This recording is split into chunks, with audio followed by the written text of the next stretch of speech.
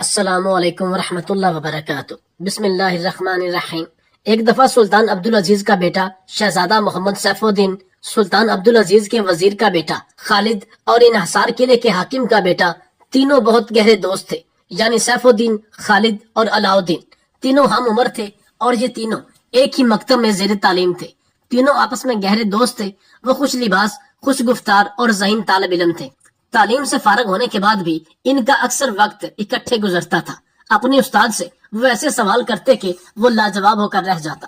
ایک روز تینوں دوست ایک کمرے میں بیٹھے خوش گپیاں لگا رہے تھے۔ اچانک ہوا کا جھونکا اندر داخل ہوا اور دیے بجھ گئے۔ جب دیے جلائے گئے تو درمیان میں پڑی سلطان عبدالعزیز کی انگوٹھی غائب تھی۔ تمام کمرے کی تلاشی لی گئی، ایک ایک چیز کو الٹ پلٹ کر کے دیکھا گیا، مگر گمشدہ انگوٹھی نہ ملی۔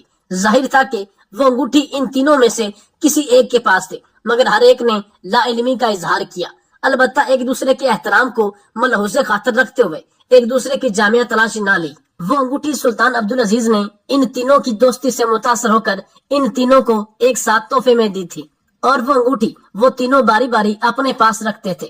تینوں دوستوں نے فیصلہ کیا کہ قلعے کے حاکم سے اس بات کا کھوج لگوایا جائے، کیونکہ قلعے کا حاکم ذہین اور عقل مند انسان تھا، اور وہ بغیر کسی ثبوت کے بڑی بڑی چیزیں تلاش کر لیتا تھا۔ چنانچہ وہ حاکم کے پاس پہنچ گئے اور حاکم سے کہنے لگے، ہم تینوں کمرے میں خوش گپیاں لگا رہے تھے کہ ہماری قیمتی انگوٹھی جو سلطان محترم نے ہمیں تحفے میں دی تھی گم ہو گئی۔ ان میں سے ایک نے حاکم کو بتایا۔ تمام کمرہ تلاش کیا لیکن انگوٹھی نہیں ملی۔ ظاہر ہے کہ ہم تینوں میں سے کسی ایک کے پاس انگوٹھی ہے۔ آپ بتائیں کہ انگوٹھی کس کے پاس ہے، اور یہ بھی احتیاط کریں کہ جس کے پاس انگوٹھی ہو اس کا نام نہ لیا جائے، خصوصاً ہم تینوں کے سامنے وہ اپنی توہین محسوس کرے گا۔ حاکم نے سارا ماجرا سنا تو انتہائی مؤدبانہ طور پر مشورہ دیا کہ بہتر یہ ہے کہ جس کے پاس انگوٹھی ہے وہ خود ہی دے دے۔ وہ تینوں یک زبان ہو کر بولے، نہیں، اس کا فیصلہ تو آپ ہی کو کرنا ہوگا۔ حاکم نے جان لیا یہ ٹیڑھا مسئلہ ہے، آسانی سے حل نہیں ہوگا۔ چنانچہ سخت مصروفیت کا بہانہ بنا کر اس نے الجھن کو سلجھانے سے معذوری کر دی اور مشورہ دیا کہ وہ تینوں وزیر نجم الدین سے فیصلہ کروانے ان کے پاس جائیں۔ یہ سن کر وہ تینوں دوست وزیر کے پاس پہنچے اور انہوں نے اپنا مقدمہ پیش کیا تو وزیر سمجھ گیا کہ یہ تینوں لڑکے کوئی نئی آفت برپا کریں گے، اس لیے اس نے اپنی شکست کا اعتراف کرتے ہوئے انہیں مشورہ دیا کہ اس کا حل سلطان محترم کر سکتے ہیں۔ وہ تینوں شاہی محل چلے گئے اور سلطان کے حضور پیش ہو کر اپنا مدعا بیان کیا۔ بھائی، یہ کون سی مشکل بات ہے؟ سلطان نے بات سن کر کہا، تم میں سے جس کے پاس انگوٹھی ہے وہ خود ہی پیش کر دے، میرے پاس ابھی وقت نہیں۔ تینوں دوستوں کے اصرار پر بادشاہ نے قاضی عالم شاہ کو حکم دیا کہ وہ اس مسئلے کا حل کرے۔ چنانچہ قاضی شہر نے تینوں دوستوں کو اگلے روز اپنے گھر دعوت پر بلایا۔ اگلے دن تینوں قاضی صاحب کے گھر پہنچ گئے۔ کھانا دسترخوان پر لگایا گیا۔ وہ تینوں قاضی کے ہمراہ کھانا کھانے میں مصروف ہو گئے۔ سلطان کے بیٹے شہزادہ سیف الدین نے چاول کا ایک لقمہ منہ میں ڈالا تو فوراً تھوک دیا اور کہنے لگا، اس میں سے انسانی گوشت کی بو آ رہی ہے۔ وزیر کے بیٹے خالد نے گوشت کا ایک نوالا لیا تو فوراً اگل دیا اور کہا، یہ کتے کا گوشت ہے۔ پھر قلعے کے حاکم کے بیٹے علاؤدین نے روٹی کا لقمہ منہ میں ڈالا تو بولا، جس نے یہ روٹی تیار کی وہ اپنے والدین کی ناجائز اولاد ہے۔ قاضی صاحب ایسے سنسنی خیز انکشاف سن کر پریشان ہو گیا اور نادم بھی ہوا۔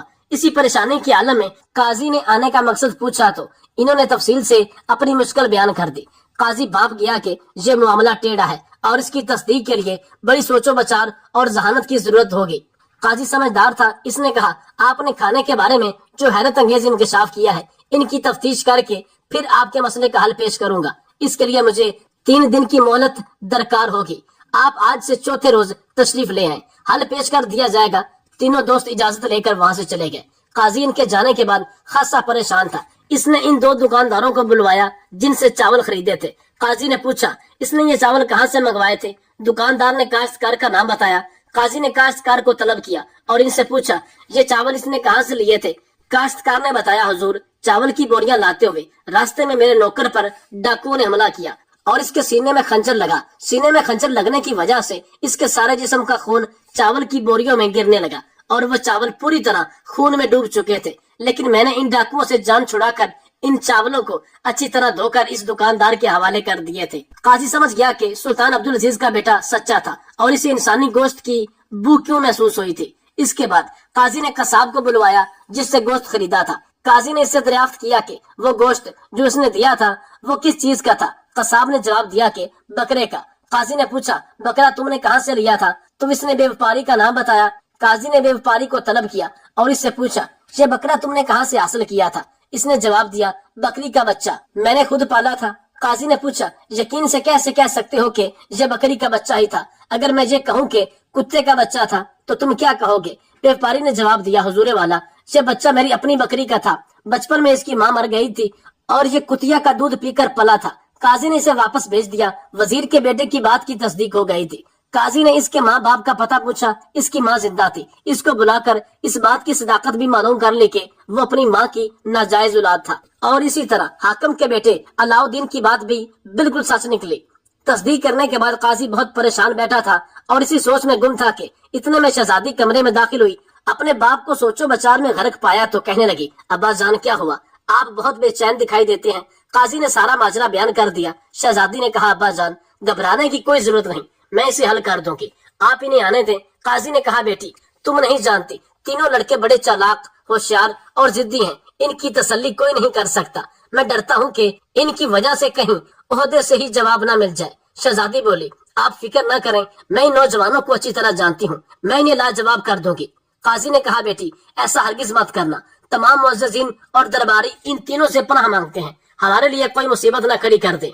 बेहतर यही है कि इनके मामले में तुम ना दखल दो, मैं खुद कोई तरकीब सोचकर इनसे खुलासी कर लूंगा।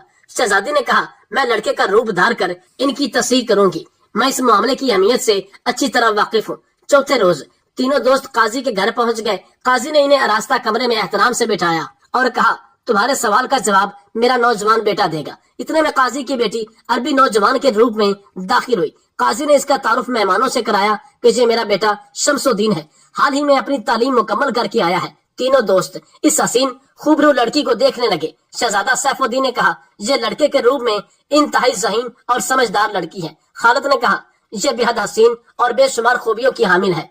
अलाउद्दीन ने कहा, इसके सितारे बड़े बुलंद हैं, इसके खूबसूरत चेहरे पर अजीब दिलकशी पैदा होती है, मगर ये हमें अहमक समझती है। शहजादी ने ये तबसरे अपने मुतल्लक सुने तो अपने सर से अमामा उतार दिया और इसके सुनहरी गुंगरियाले बाल इसके खूबसूरत चेहरे पर अजीब दिलकशी पैदा करने लगे। फिर इसने अपना नकाब उतारा तो नीचे पहना हुआ कीमती लिबास इसकी रानाई में मजीद इजाफा करने लगा। तीनों दोस्तों ने जब इस हसीना को देखा तो उस वक्त ये यूनानी शहजादी मालूम होती थी। आपने दुरुस्त फरमाया, मैं लड़की हूँ। शहजादी बोली। इसने कहा, और हो सकता है कि आपकी दूसरी बातें भी दुरुस्त हों। मैं बहरहाल आपकी मुश्किल का हल तलाश करने की कोशिश करूंगी। मुझे बताइए कि मसला क्या है। सुल्तान अब्दुल अजीज के बेटे सैफुद्दीन ने अपने होशो हवास दुरुस्त करते हुए कहा, ए हसीना, वफा की शहजादी, हम तीनों दोस्त कमरे में बैठे खुशगपियां लगा रहे थे। अचानक दिया बुझा और हमारी अंगूठी गुम हो गई।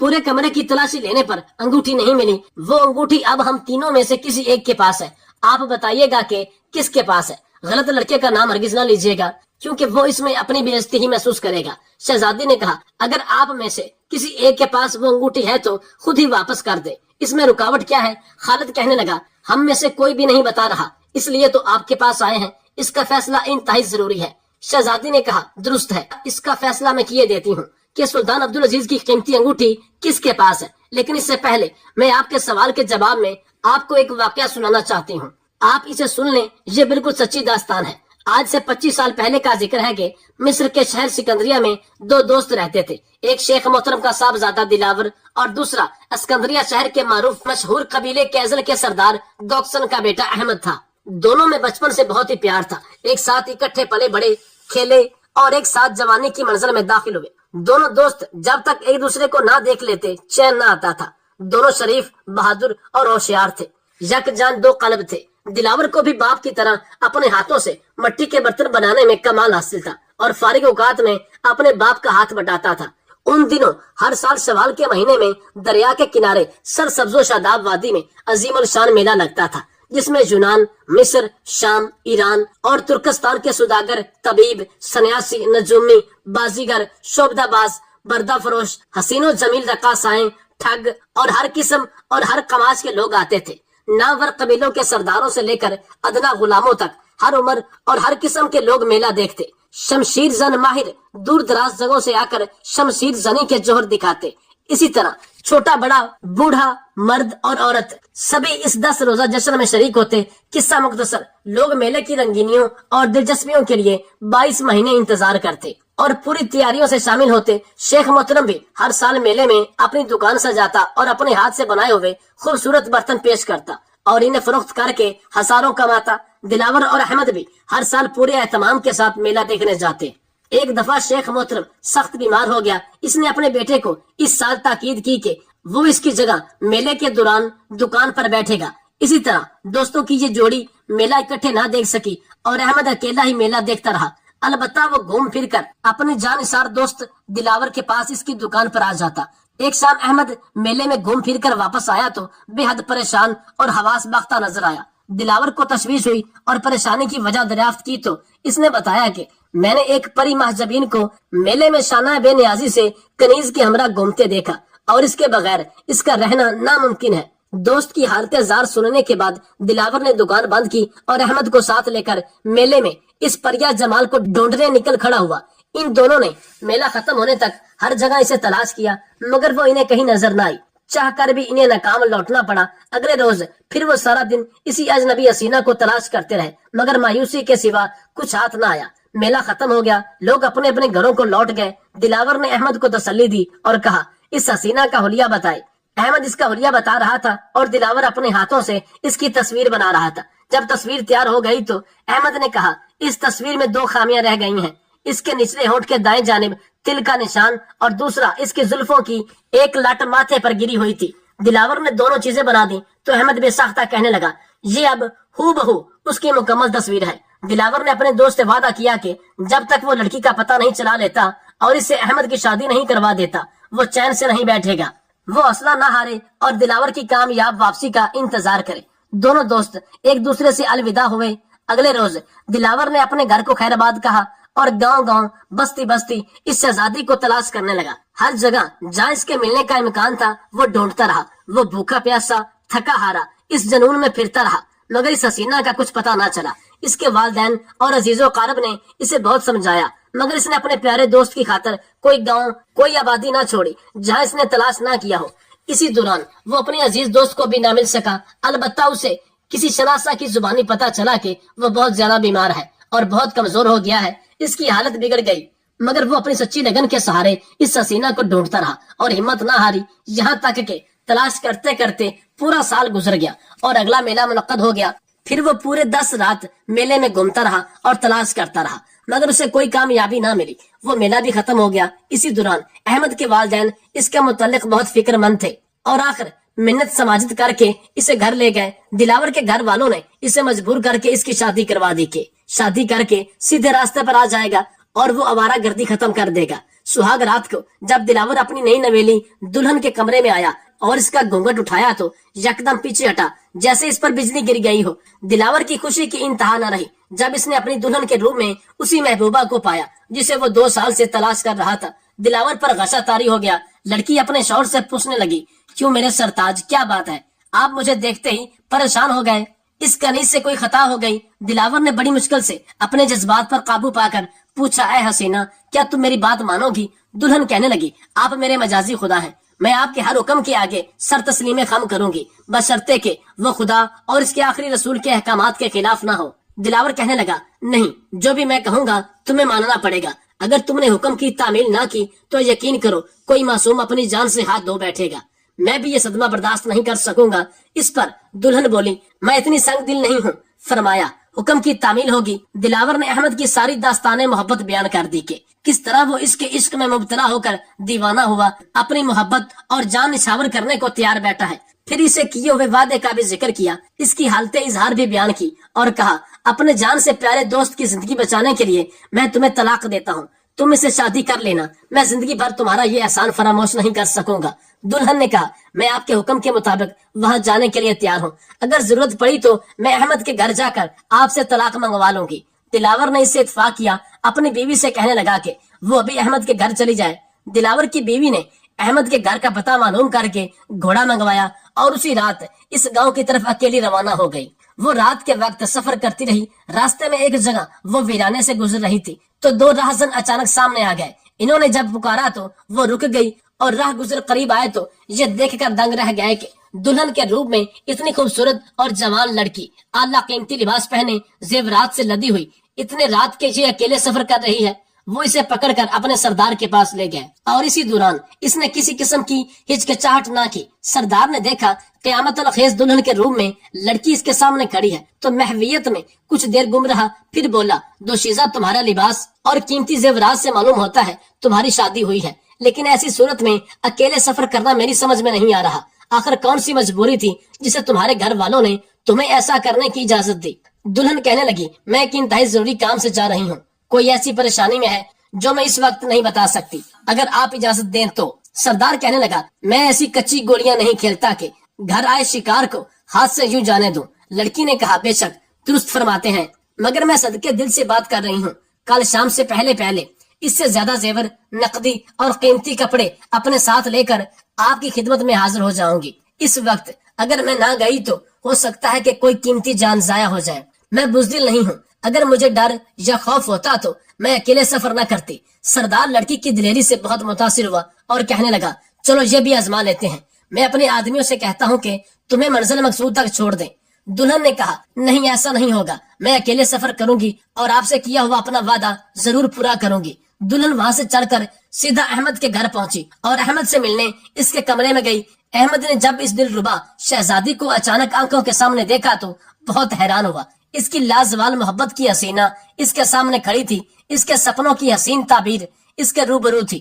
وہ خاموش نگاہوں سے اپنی محبوبہ کا رخ زیب دیکھ رہا تھا۔ اس حسینہ نے خاموشی توڑی اور کہا، آپ نے میری چاہت کی اور یہ ادنا کنیز آپ کی خدمت کے لیے حاضر ہو گئی۔ احمد نے جب یہ طلسمی ترنم آواز میں اس حسینہ کے منہ سے سنے تو بڑے مؤدبانہ لہجے میں کہنے لگا، اے پرستان کی شہزادی، تم کون ہو اور کہاں سے آئی ہو؟ تمہارا لباس اور چہرہ بتا رہا ہے تم نئی نویلی دلہن ہو، مجھے بتاؤ یہ قصہ کیا ہے؟ دلہن کہنے لگی، آپ کو اس سے کیا مطلب؟ میں تو ساری دنیا کو چھوڑ کر آپ کے قدموں میں آ گئی ہوں اور اب عمر بھر کہیں نہیں جاؤں گی، یہ میرا آخری فیصلہ ہے۔ احمد نے کہا، بے شک میں تمہارے پیار اور عشق میں زندگی اور موت کی بازی لگا چکا ہوں، مگر میں یہ ضرور جاننا چاہتا ہوں کہ تم کون ہو اور تمہیں کس نے میرے پاس بھیجا۔ قریبی پڑا ہوا خنجر اٹھا کر کہا، اگر تم نے مجھے ان سوالوں کے صحیح جواب نہ دیے تو میں اسے اپنے سینے میں اتار کر اپنی زندگی ختم کر لوں گا۔ حسینہ نے اصل راز کا انکشاف کر دیا۔ یہ سنتے ہی احمد نے کہا، تم میرے عزیز جان دوست کی بیوی ہو اور میری حقیقی بہن، اس بھائی کے دروازے تمہارے لیے سدا کھلے رہیں گے۔ اور بڑی تکریم اور احترام سے بہن کو بٹھایا اور اس کی خدمت مدارت کی۔ اگلے روز صبح دلہن نے احمد سے واپس چلنے کی اجازت مانگی تو اس نے کہا، بھائی بہنوں کو عزت آبرو کے ساتھ رخصت کیا کرتے ہیں۔ اس نے بے شک قیمتی زیورات اور نقدی دے کر اپنی بہن کو رخصت کیا اور اپنے آدمیوں سے کہا اسے اس کے گھر چھوڑ کر آئے۔ دلہن نے اکیلے ہی جانے کی ضد کی تو احمد کہنے لگا، اتنے زیورات، نقدی وغیرہ کے ساتھ تمہارا اکیلے سفر کرنا مناسب نہیں، مگر وہ ڈٹی رہی اور کسی کے ساتھ جانے پر تیار نہ ہوئی۔ آخر احمد کو ہتھیار ڈالنے پڑے اور اس نے مسکراتے ہوئے اپنی پیاری بہن الوداع کیا۔ احمد کے گھر سے چل کر وہ راہ زنوں کے ٹھکانے پر پہنچی۔ اسے دیکھتے ہی سردار کی روح خوش ہو گئی اور اس نے تمام زیورات، نقدی اور قیمتی کپڑے سردار کے سامنے رکھ دیے اور کہا، وہ اپنے وعدے کے مطابق آ گئی ہے، اب سردار کو اختیار ہے جو حکم دے۔ سردار سخت حیران تھا اور سوچ رہا تھا، یہ کیسی لڑکی ہے، اتنی بہادر، دلیر اور سچی کہ اس نے سردار کی زندگی میں انقلاب برپا کر دیا۔ سردار کبھی اسے دیکھتا اور کبھی سامنے پڑی ہوئی پیش قیمتی اشیاء کو۔ وہ اصل مسئلے پر جتنا بھی غور کرتا اتنا ہی خود کو الجھتا ہوا محسوس کرتا۔ آخر اسے رہا نہ گیا، لڑکی سے پوچھنے لگا، تم کون ہو اور سب کیا چکر ہے؟ دلہن نے کہا، آپ تو راہ زن ہیں، آپ کو اس سے کیا؟ میں کون ہوں اور یہاں کیسے آئی ہوں؟ آپ اپنی دولت سمیٹیں اور میں آپ کی کنیز بن کر آپ کے قدم بوسی کے لیے موجود ہوں۔ سردار نے لڑکی کو کہا، دیکھو لڑکی، میں نے آج تک زندگی میں ہار نہیں مانی۔ تم نے نہ صرف میرے پختہ عزم کو متزلزل کیا بلکہ میری ہمت اور قوت کو شکست دی۔ میں تمہاری داستان ضرور سنوں گا، خواہ اس کے لیے مجھے اپنی زندگی سے ہی کیوں نہ ہاتھ دھونا پڑے۔ لڑکی نے اپنی پوری داستان سردار کو بیان کر دی۔ سردار بڑی دلچسپی اور محویت سے سنتا رہا۔ جب لڑکی اپنی داستان ختم کر چکی تو سردار کہنے لگا، میں تم جیسی ذہین اور بہادر لڑکی کو اپنی بیٹی بنانا فخر محسوس کروں گا۔ آج سے تم میری بیٹی ہو۔ اس کے بعد دلہن نے سردار سے اجازت چاہی۔ سردار کہنے لگا، باپ بیٹیوں کو ایسے رخصت نہیں کیا کرتے۔ اس نے جب اپنی مجبوریاں بتائیں کہ اگلے روز اس کے میکے والے اسے لینے کے لیے آئیں گے اور اسے نہ پا کر بہت پریشان ہوں گے تو سردار نے اجازت دے دی اور بے شمار دولت، ہیرے جواہرات اور زیورات وغیرہ دے کر بیٹی کو الوداع کیا اور اپنے آدمیوں سے کہنے لگا میری بیٹی کو اس کے گھر چھوڑ کر آئے۔ لڑکی نے کہا میں اکیلی آئی تھی، اکیلی ہی چلی جاؤں گی۔ سردار نے بیٹی کے سر پر ہاتھ پھیر کر رخصت کیا۔ وہاں سے چل کر دلہن اپنے خاوند کے گھر پہنچی۔ دلاور اسے دیکھ کر حیران رہ گیا۔ اپنے شوہر کو تفصیل سے اپنے سفر کی رداد سنائی تو وہ خدا کا شکر ادا کرتے ہوئے سجدے میں گر گیا۔ قاضی کی بیٹی نے یہ داستان یہاں ختم کرتے ہوئے تینوں دوستوں سیف الدین، خالد اور علاؤالدین سے باری باری پوچھا کہ آپ بتائیں کہ اصل قربانی کس نے دی؟ سب سے پہلے سیف الدین نے جواب دیا اصل قربانی دلاور نے دی، جو اپنا وعدہ پورا کرنے کی خاطر اپنی بیوی کو اپنے دوست کے پاس بھیج دیا۔ خالد نے کہا نہیں، حقیقی قربانی تو احمد کی تھی، جس نے اس لڑکی کو دل و جان سے چاہا اور جس کے لیے وہ موت و حیات کی کش مکش میں مبتلا ہو گیا۔ اب جب پتا چلا کہ وہ حسینہ اس کے پیارے دوست کی بیوی ہے تو اس نے اسے اپنی بہن بنا لیا اور اس کا اظہار واقعی بے مثال ہے۔ علاؤالدین بولا نہیں، وہ دونوں تو آپس میں گہرے دوست تھے، انہوں نے اگر ایک دوسرے کے لیے قربانی دی تو کسی پر احسان نہیں کیا، یہ ان کا فرض تھا۔ اصل قربانی تو رہزنوں کے سردار نے دی جو برے کام کرنے والا تھا، مگر جب حقیقت محال معلوم ہوئی تو اس نے اس لڑکی کو اپنی بیٹی بنا لیا۔ یہ بہت بڑی قربانی ہے۔ شہزادی نے تینوں کے جوابات سنے تو کہنے لگی انگوٹھی علاؤالدین کے پاس ہے اور اسے کہا کہ انگوٹھی پیش کر دے۔ اس پر علاؤالدین نے انگوٹھی نکال کر اپنے سامنے میز پر رکھ دی۔ وہ تینوں بے حد حیران ہوئے۔ انہوں نے شہزادی سے پوچھا کس طرح اتنی آسانی سے اس نے یہ فیصلہ کر دیا؟